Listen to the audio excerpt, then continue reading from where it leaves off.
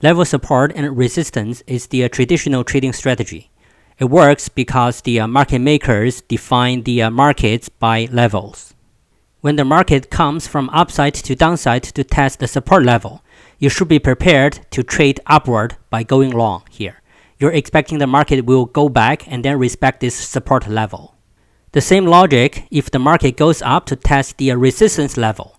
So you're expecting the market will go back and bounce to the downside. So you can go short, aiming the market to go down. What can be served as the support and resistance? First, previous day's high-low open close depending on the instruments. Second, same day's previous high and low. Third, pivot points or levels. And fourth, some specific price, like $100 for the crude oil, 4,000 points for ES E-mini S&P 500. Here's an example. We have a previous day's low drawing on the chart here.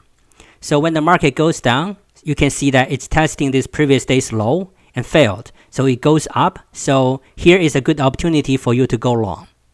Later on, the market goes down to test this previous day's low again. So you can see that it bounced back immediately with this very good bull bar. So we can also go long. We also notice when the market goes up, these 3 points defines another level. This is the resistance level. So when the market goes up again to test the resistance and didn't penetrate it, you need to be prepared to go short. Support and resistance levels are interchangeable sometimes. So you can see that the market penetrates the support level here, didn't respect it, and then the support becomes resistance. Later on, you can see the market tested these resistance levels and go down, so you can short here. But this is not the level support and resistance levels we talk about. This is the level breakout.